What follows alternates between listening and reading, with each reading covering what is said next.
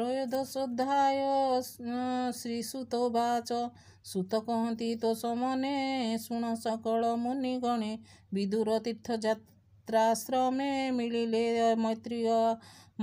ମୈତ୍ରେୟ ଆଶ୍ରମେ କେତେହ ଦିନ ତହିଁ ରହି ଆତ୍ମାର ତତ୍ତ୍ୱଜ୍ଞାନ ବହି ହସ୍ତିନା ନଗରେ ବିଶ୍ୱାସେ ମିଳିଲେ ଧୂତରାଷ୍ଟ୍ର ବାସେ ଜାଣିବା ପାଇଁ ତାର ଗତି ସ୍ୱଭାବେ ସାଧୁ ଧୀରମତି ବିଦୁର ଦେଖି ଧର୍ମସୂତ ବନ୍ଧୁ ଆଗମେ କୃତ୍ୟ ସଙ୍ଗତେ ଘେନି ଚାରି ଭାଇ ପୂଜିଲେ ଆସନେ ବସାଇ ଦୁର୍ଦକ୍ଷ ଧୂତରାଷ୍ଟ୍ର ସୁତ ସଙ୍ଗତେ ଘେନି ପୌରୋହିତ ଗାନ୍ଧାରୀ ଦ୍ରୌପଦୀ ସମେତେ ସୁଭଦ୍ରା ଉତ୍ତରା ସହିତେ ଆଗରେ ଗମୁଛନ୍ତି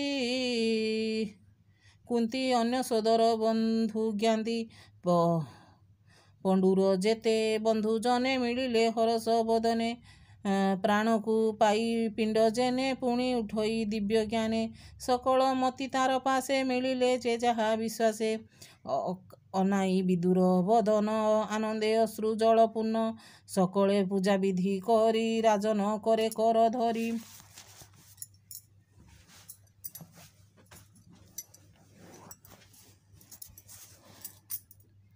ବିଦୁର ବସାଇ ଆସନେ ପାଶେ ସୁଭଦ୍ରା ବନ୍ଧୁ ଜନେ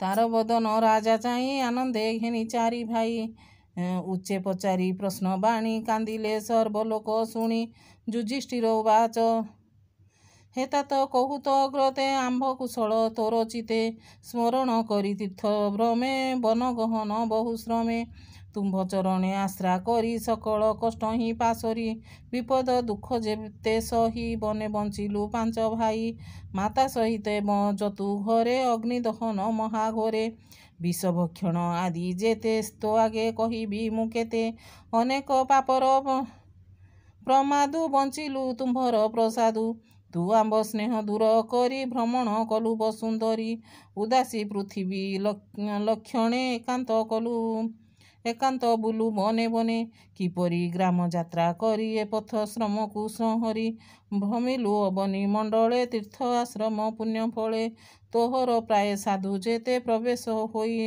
ସର୍ବତୀର୍ଥେ ଭ୍ରମି କରନ୍ତି ପୁଣ୍ୟ ସାର ଯାହା କରନ୍ତେ ଚକ୍ରଧର ତୋର ସ୍ୱଭାବେ ପୁଣ୍ୟ ଦେହ ପ୍ରଶ୍ନ ପଚାରୁ ତାତ କହ ଯାଦବ ସଙ୍ଗେ ବନବାଳୀ ସୁଖେ କିଛନ୍ତି କୁଶସ୍ଥଳୀ ତାହାର ଭଲେ ଭୟ ମୋର ସେ ହରି ଚରଣ ସୋଦର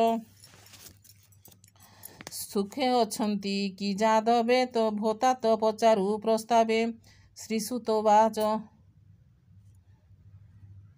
ଏମନ୍ତ ରାଜବାକ୍ୟ ଶୁଣି ବିଦୁର ମନେ ମନେ ଗୁଣି ସୁହୃଦ ପ୍ରାୟ ଭଲ କଲା ଯାଦବ କ୍ଷୟନ କହିଲା ବିଚାରେ କହିବି ମୁଁ ଯେବେ ଜୀବନ ଛାଡ଼ିବେ ପାଣ୍ଡବେ କେମନ୍ତେ ଦେଖିବି ମୁଁ ତାହା ଏତେ ବିଚାରି କଲା ମାୟା ନ କହେ ଯଦୁବଂଶ ନାଶ ନିର୍ଘାତେ ଛାଡ଼ିଲା ନିଶ୍ୱାସ ଊର୍ଦ୍ଧ୍ୱବଦନେ ସେ ବିଦୁର କପଟେ କହଇ ମଧୁର ସର୍ବକୁଶଳ ତ ପ୍ରସାଦେ କୃଷ୍ଣ ଅଛନ୍ତି ଅପ୍ରମାଦେ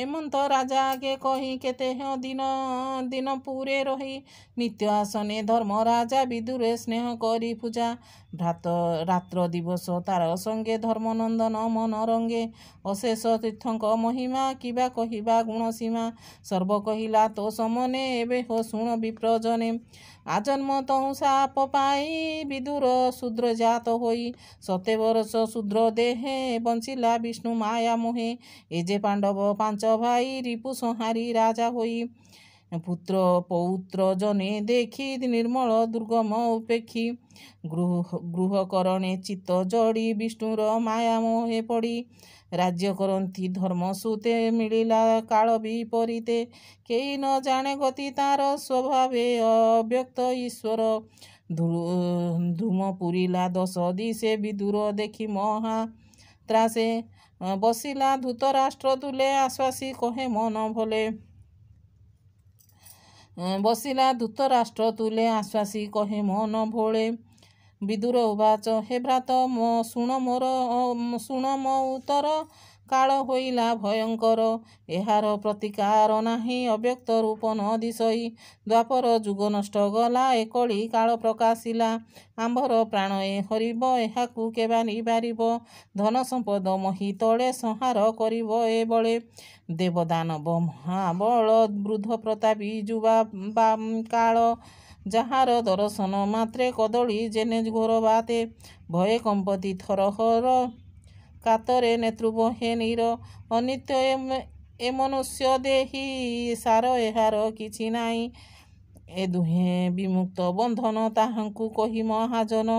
ଦେଖ ତୋହର କର୍ମ ଫଳେ, ନାଶ ପୁତ୍ର ଭ୍ରାତା ସକଳେ।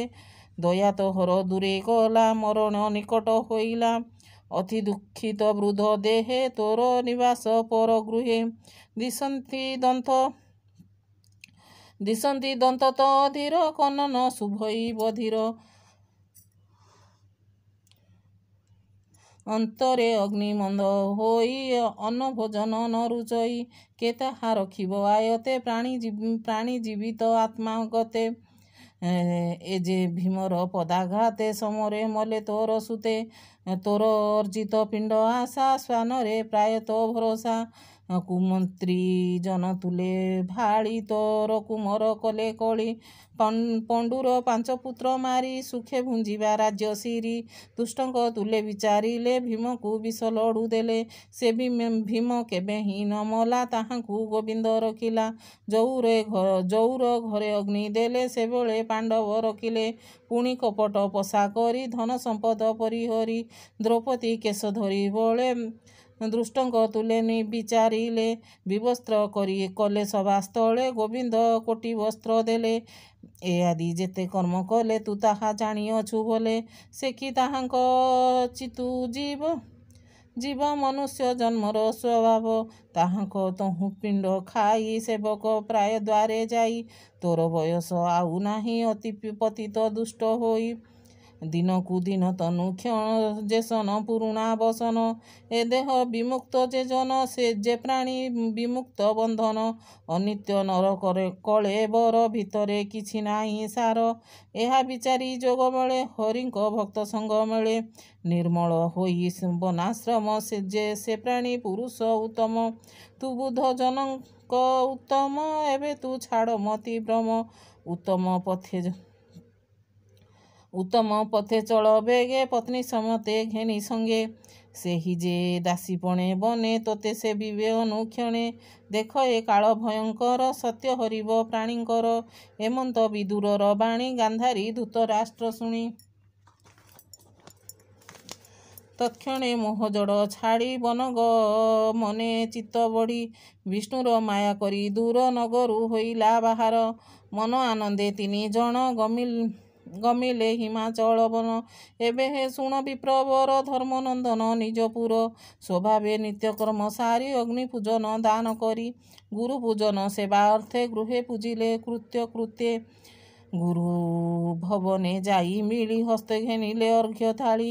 ତତ୍କ୍ଷଣେ ଦେଖି ଶୂନ୍ୟ ଘର, କାତର ମନେ ନୃପବର। ପୁଛନ୍ତି ଜଣେ ଜଣେ ଚାହିଁ, ମୋ ଗୁରୁ ଜନ ଗଲେ କାହିଁ। କେହି ନ ଶୁଣନ୍ତି ବଚନ, ଭୟେ ଚାହାନ୍ତି ଛନ ଛନ। ପୁଣି କହନ୍ତି ଜନେ ଚାହିଁ, तात ଜନନୀ ଗଲେ କାହିଁ। ବିଦୁର ନାହିଁ ମୋର ପାଶେ, ମୋ तात ଜନନୀ ନ ଦିଶେ। ଲୋଚନେ ନ ଦିଶଇ ପଥ, କିଏ ବିଧାତା ବିପରୀତ। ପୁତ୍ରଙ୍କ ମରଣେ ଦୁଃଖିତ, କେ ବନ ଦେଶେ ଗଲା କେ ବା ପଥ। ନପୁଣ ପୁତ୍ର ଶୋକ ଭୋଳେ, ପ୍ରାଣ ଛାଡ଼ିଲେ ଗଙ୍ଗା ଜଳେ। ମୋର ଜନନୀ तात କାହିଁ, ଗଲେ ମୋ ଅସହ୍ୟ କିମ୍ପାଇଁ। ଦୁଃଖ ସାଗରେ ନିମଜ୍ଜିଲେ, ମୋର ଦୁଷ୍କର୍ମ କର୍ମ ଫଳେ। ଏମନ୍ତ ଧର୍ମସୂତ ବାଣୀ, ସାରଥୀ କହେ ତାହା ଶୁଣି। ଶ୍ରୀସୁତ ଉବାଚ, ଶୁଣ ନୃପଚୂଡ଼ାମଣି, ତୋହର ପିଅର ଜନନୀ। ରଜନୀ କାଳେ ଗଲେ କାହିଁ, ସେ କଥା ନ ଜାଣଇ ମୁଇଁ। ମୋର ଜୀବନ ଦୁଃଖ ଭରେ, ବୁଡ଼ିଲା ଦୁର୍ଗମ ସାଗରେ। ଏମନ୍ତ କହି ମନ ଖେଦେ, ଗଗନେ ଶୁଣି ବୀଣା ବାଦେ। ପୁଣି ଚାହିଁଲେ ଅନ୍ତରୀକ୍ଷେ, ନାରଦ ମିଳିଲେ ପ୍ରତ୍ୟକ୍ଷେ। ତୁମ୍ଭରୁ ଅଛି ତାଙ୍କ ସଙ୍ଗେ ବୀଣା ବିନୋଦେ ନାନା ରଙ୍ଗେ। ନାରଦ ହରିଗୁଣ ଗାଇ ପୁଲକେ ରୋମପନ୍ଥୀ ଦେହି ଆନନ୍ଦେ ଅଶ୍ରୁ ଜଳ ସ୍ମରେ ମିଳିଲେ ରାଜାର ନଗରେ। ଦେଖି ସମ୍ଭ୍ରମେ ନୃପମଣି ଆସନ ଜଳ ବେଗେ ଆଣି ମୁନିଙ୍କୁ ଆସନେ ବସାଇ ବେନି ଚରଣ କରେ ଧୋଇ। ଚରଣ ପୂଜି ବିଧି ମତେ କହନ୍ତି ନାରଦ ଅଗ୍ରତେ ବ୍ରହ୍ମା ସୁତ ଶୁଣ ତୁମ୍ଭେ ଯାହା ପୁଛଇ କହେବେ। ସେ ପ୍ରଶ୍ନ କହେ ତୁମ୍ଭ ଭଲେ ମୋତା ତ ମାତ କେଣେ ଗଲେ। ମୋହର କର୍ମ ଦୁଃଖ ଶୁଣ ଭମୁନି ତୁମ୍ଭେ ଭଲେ ଜାଣ। ଗମ୍ଭୀର ଜଳ ନାବେ ଥୋଇ ନାବିକ ଯେସନ ପଳାଇ ତେମନ୍ତ କରିଗଲେ ମତେ ଅଧିକ କହିବି ମୁଁ କେତେ। ଚକ୍ଷୁ ବିହୁନେ ଘୋର ବନେ ଜୀବନ ଧରିବି କେଶନେ। ଯୁଧିଷ୍ଠିରଙ୍କ ଏ ବଚନେ ମୁନି କହନ୍ତି ଅବଧାନେ। ନାରଦ ଉବାଚ ଭୋ ନୃପ ସୁଖ ତୁ ନ କର ଈଶ୍ୱର ମାୟା ଏ ସଂସାର। ପ୍ରାଣୀ ଭିଆଣ ମାୟା ଯୋଗେ ଖେଳଇ ସଂଯୋଗ ବିଯୋଗେ। ଗୋରୁ ନାସିକା ଯେନେ ବିନ୍ଧି ଆକର୍ଷି ଚର୍ମରଜ୍ଜୁ ବାନ୍ଧି। ସେ ଯେନେ ପ୍ରାଣୀ ଭାର ବହେ ଅନ୍ତରେ ଖେଦ ଦୁଃଖ ସହେ। ସେ ଦାନ ପଡ଼ଇ ଯେ ମନ୍ତ କନ୍ଦୁକ ଚକ୍ରେ ସେହି ମତେ। ସଂସାରେ ଈଶ୍ୱରର ଇଚ୍ଛା ଏଭାବ ପଥେକ ଗୁରୁ ଦୀକ୍ଷା। ତୁ ରାଜା ତୋତେ ହିଁ ନ ଜାଣୁ ସଂସାରେ ସତ୍ୟ ପ୍ରାୟ ମଣୁ। ସତ୍ୟ କି ମିଥ୍ୟା ବେନି ପଥେ ନିଶ୍ଚେନ କର ତୁ ହି ଚିତେ। ଅଜ୍ଞାନ ମୋହ ଜଡ଼ ଚିତେ ନାଦ ଶୌଚ ଦୃଢ଼ ବ୍ରତେ। ତୁ ଯେ ପଚାରୁ ସ୍ନେହ ଭାବେ ଅରଣ୍ୟ କେମନ୍ତେ ବଞ୍ଚିବେ। ଏ ଦେହ ପଞ୍ଚଭୂତେ ପଡ଼ି ଅବିଦ୍ୟା କାମ କାର୍ଯ୍ୟେ ଜଡ଼ି। ସଂସାରେ ଦେହେ ନିତ୍ୟ ଦୁଃଖୀ ଏ କାହିଁ ତୋର ପ୍ରାଣ ରଖି।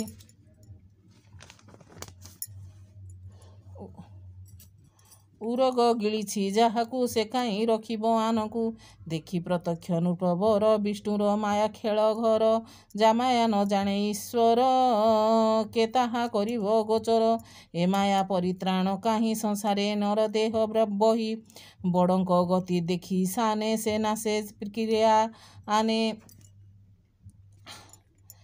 ନାସେ କ୍ରିୟା ଆନେ। ଏ ଜୀବ ଜୀବଙ୍କ ଆହାର କେବଳ ଅଟେ ନିର୍ବିକାର। ଭାବେ ଅଶେଷ ଭାବେ ପୁରୀ ଏକଇ ଆତ୍ମା ନର ହରି। ସେ ମାୟା କରିପାରେ ଦୂର ଯେ ନିତ୍ୟ ପ୍ରଭୁ ଚକ୍ରଧର। ସେ ହରି ନିତ୍ୟ ବିଶ୍ୱରୂପେ ନର ଶରୀର ମୋହ କଳ୍ପେ। ଭାରା ନିବାରି ଧନୁ ଧରି ଦୁର୍ଜନ ସମୂହ ସଂହାରି। ଭକ୍ତଜନକୁ ରକ୍ଷା କରେ ମନ୍ତ ସଂସାରେ ବିହରେ। ଦେହକୁ ରକ୍ଷା କରି ତ ସେ ଏବେ ବର୍ତ୍ତଇ ଅବଶେଷେ। ଯାବତ ଥିବ ଚକ୍ରଧର ତାବତ ତୁମ୍ଭ ଅଧିକାର। ଏବେ ହୋ ଶୁଣ ସାମରଥା ସେ ବିଷ୍ଣୁ ପୁରାଣ ବ୍ୟବସ୍ଥା। ବିଦୁର ଧୃତରାଷ୍ଟ୍ର ବେନି ସଙ୍ଗତେ ପତିବ୍ରତା ଘେନି। ହିମବନ୍ତର ଯେ ଦକ୍ଷିଣେ ଋଷି ଆଶ୍ରମ ଘୋର ବନେ। ସୌଧର୍ଣ୍ଣୀ ନାମେ ସୁର ନଦୀ ଉତ୍ତର ଖଣ୍ଡେ ଯେ ପ୍ରସିଦ୍ଧି। ସେ ଜଳେ ନିତ୍ୟ କରି ସ୍ନାନ ଅନେକ କରି ହୋମ ଦାନ। କେବଳ ମାତ୍ର ଜଳ ଭକ୍ଷି ଶରୀରେ ଜୀବ ଆତ୍ମା ରଖି। ପବନେ ନିଶ୍ୱାସ ଧାରଣେ କଠୋର ତପ ଆଚରଣେ। ଦୃଢ଼ ଆସନେ ବସି ଧୀରେ ଇନ୍ଦ୍ରିୟ ରୁନ୍ଧିଣ ଶରୀରେ। ସର୍ବ ବିଷୟ ରସ ତେଜି ହରିଚରଣେ ଭାବେ ଭଜି। ମନ ଛଡ଼ାଇ ତିନି ଗୁଣେ ସମ୍ପାଦି ଗୋବିନ୍ଦ ଚରଣେ। ବିଜ୍ଞାନ ଆତ୍ମଜ୍ଞାନ ଭରି ଜୀବ ପରମ ଏକ କରି। ପ୍ରବେଶ କରି ଅଙ୍ଗ ଧରେ ନିବାର ଯେହ୍ନେ ଖଟକାରେ। ପ୍ରାଣ ସ୍ଥାପିବ ପରବେଶେ ଯେ ଅବା ରହେ ଅବଶେଷେ। ନିର୍ଗୁଣ ଆତ୍ମା ନାଶ କରି ହେଳେ ତରଇ ଭବବାରି। ସର୍ବ ବିଷୟ ଯୋଗ ବଳେ ନିବାରି ଆସନ ନିଶ୍ଚଳେ। ନିଶ୍ଚଳେ ସର୍ବ ପ୍ରାୟ ଲେଖି କିଅ ବା ଅନ୍ୟ ବିଘ୍ନ ଅଛି। ଆଜହୁଁ 5 ଦିନ ଅନ୍ତେ ପ୍ରାଣ ଛାଡ଼ିବେ ଯୋଗ ମତେ। ତପନ ଯେହ୍ନେ ଗ୍ରୀଷ୍ମ କାଳେ ପବନ ଯୋଗେ ଦାବାନଳେ। ଦହନ ହୋଇବେ ଶରୀରେ ପତ୍ନୀ ଯେ ଥିବ ଅଭ୍ୟନ୍ତରେ। ତତ୍କ୍ଷଣେ ସ୍ୱାମୀ ଧରି କୋଳ ଭସ୍ମ ସେ ହୋଇବ ନଳେ। ତତ୍କ୍ଷଣେ ସ୍ୱାମୀ ଧରି କୋଳେ ଭସ୍ମ ସେ ହୋଇବ ନଳେ। ତା ଦେଖି ବିଦୁର ଶରୀର ଭୟେ କମ୍ପିଲା ଥରହର। ହୃଦେ ସୁମରି ନର ହରି ବେଗେ ବନୁ ଅପସରି। ତୀର୍ଥ ସେବନେ ଅବଧାନେ କହିଲେ ଶୁଣ ହେ ଅବଧାନ କହିଲେ ଶୁଣ ହେ ରାଜନ। ଏମନ୍ତ ରାଜା ଆଜ୍ଞା କହି ତୁମ୍ଭରୁ ସଙ୍ଗେ ବୀଣା ବାଇ। ଆକାଶ ମାର୍ଗେ ଗଲେ ମୁନି ଧର୍ମନନ୍ଦନ ତାହା ଶୁଣି ତତ୍ତ୍ୱବଚନ ହୃଦେ ଗୁଣି ବିଷ୍ଣୁର ମାୟା ପରିମାଣି ସର୍ବ ସଂଶୟ ଦୂର କରି ରାଜ୍ୟ ପାଳନେ ଚିତ୍ତ ଭରି କହି ବିପ୍ର ଜଗନ୍ନାଥ ସୁଜନେ ଚିତ୍ତ କୃଷ୍ଣ ପଥ। ଇତି ଶ୍ରୀମଦ୍ଭାଗବତେ ମହାପୁରାଣ ପରମହଂସ ସଂହିତାଏ 82 ପ୍ରଥମ ସ୍କନ୍ଧେ ନାରଦ ଯୁଧିଷ୍ଠିର ଉବାଚ ନାମ ତ୍ରୟୋଦଶୋऽଧ୍ୟାୟ।